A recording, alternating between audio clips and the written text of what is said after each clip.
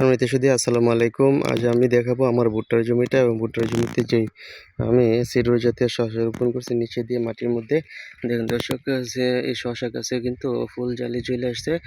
আমার যে জমিটাতে কিন্তু এখানে 10 শতাংশ জায়গার মধ্যে 8 শতাংশ জায়গার মধ্যে আমার ভুট্টার জমিটা কিন্তু আমি এই শসা লাগিয়ে দিছি। দেখুন দর্শক, 48 দিন বয়সে ভুট্টা গাছের অবস্থা দেখুন কত বড় হয়ে গেছে। আর শসা গাছের বয়স কিন্তু মাত্র 32 দিন। 32 দিন বয়সে কিন্তু আমার শসার ফুল জালি চলে এসছে। সামনে রমজান মাস, রমজান মাসের আরও 12 দিন চলে এসে বাকি আছে। 12 দিনে কিন্তু আশা করি এখান থেকে শসা হারভেস্ট করতে পারবো। দেখুন দর্শক,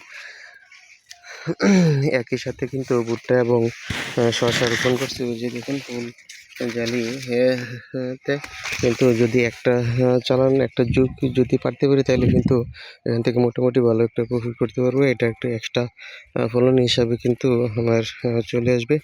ভুট্টাটা কিন্তু হয়ে গেল এবং সাথে শসাটাও হবে। দেখুন গাছ খুব সুন্দর আছে। এটা কিন্তু চাষ পদ্ধতির মধ্যে পড়ে না, তারপর কিন্তু আমি দিয়ে দিছি যাতে এই ভুট্টার সাথে অতিরিক্ত একটা ফলন পাই। মোটামুটি দেখা যাচ্ছে যে যদি এক গাছে 1 কেজি করে ফলন পাইলে কিন্তু মোটামুটি ভালো হবে। যদি 1 টন 20-25 মণ শসা পাই তাহলে কিন্তু একটা সামনে যেহেতু রমজান মাস, ভালো একটা যদি দর পাই তাহলে এখান থেকে ভুট্টা যেরকম প্রফিট আসবে তেমন কিন্তু একটা শসাটাতে কিন্তু প্রফিট আসবে বলে আশা করতেছি। কিন্তু সাইড দিয়ে এই শসা দেওয়ার কারণে কিন্তু এক্সট্রা একটা অতিরিক্ত যত্ন নেওয়া হয়েছে। যত্ন নেওয়ার কারণে কিন্তু ভুট্টা গাছও কিন্তু সুন্দর হয়েছে। ভুট্টা গাছের ছড়িগুলো কিন্তু বড় বড় পড়বে, কারণ ভুট্টা গাছ কিন্তু অনেক মোটা মোটা হয়েছে।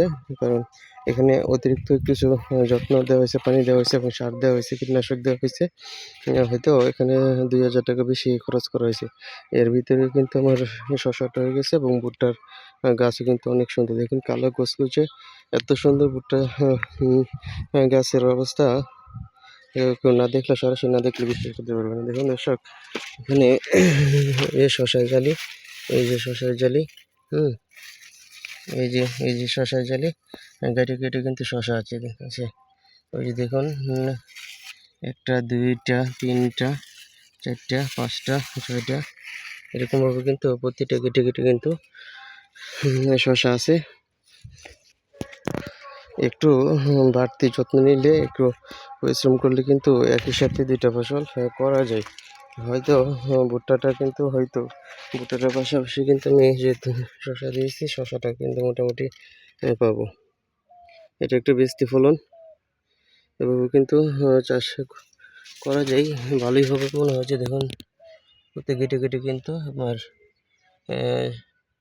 ফলন চলে আসছে। ধন্যবাদ সবাইকে। আসসালামু আলাইকুম। আমার চ্যানেলটাকে সকলে সাবস্ক্রাইব করে দিবেন।